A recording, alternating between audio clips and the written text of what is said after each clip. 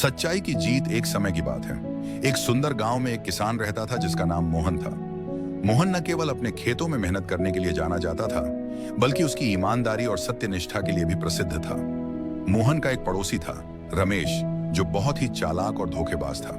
रमेश हमेशा अपने स्वार्थ के लिए दूसरों को धोखा देता था। एक दिन रमेश ने सोचा कि अगर वह मोहन को फंसा सके तो उसके खेत भी हड़प सकता है। उसने एक योजना बनाई और गांव के सरपंच के पास गया।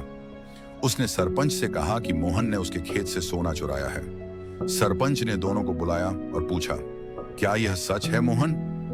मोहन ने साफ साफ कहा, नहीं सरपंच जी, मैंने कभी भी ऐसा नहीं किया। सरपंच ने तय किया कि सच्चाई का पता लगाने के लिए दोनों के खेतों की तलाशी ली जाएगी। रमेश ने अपने खेत में पहले से ही कुछ सोने के सिक्के छिपा दिए थे ताकि मोहन को फंसाया जा सके।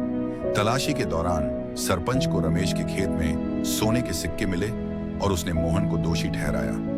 मोहन को जेल में डाल दिया गया, लेकिन उसने हार नहीं मानी। मोहन ने ईश्वर से प्रार्थना की और सच्चाई की जीत की उम्मीद में रहा।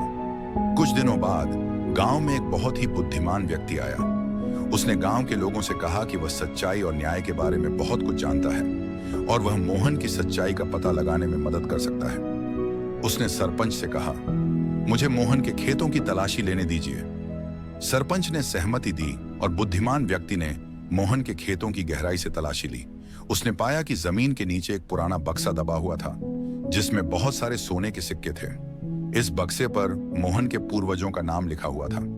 बुद्धिमान व्यक्ति ने सबको बताया कि मोहन के पूर्वजों ने यह सोना यहां छिपाया था और मोहन निर्दोष है। उसने रमेश की चालबाजी का भी पर्दाफाश किया और रमेश को सजा मिली। गांव के लोग मोहन की ईमानदारी और सत्यनिष्ठा की प्रशंसा करने लगे। मोहन ने सच्चाई की जीत का सबसे बड़ा उदाहरण प्रस्तुत किया और गांव में फिर से शांति और विश्वास लौट आया।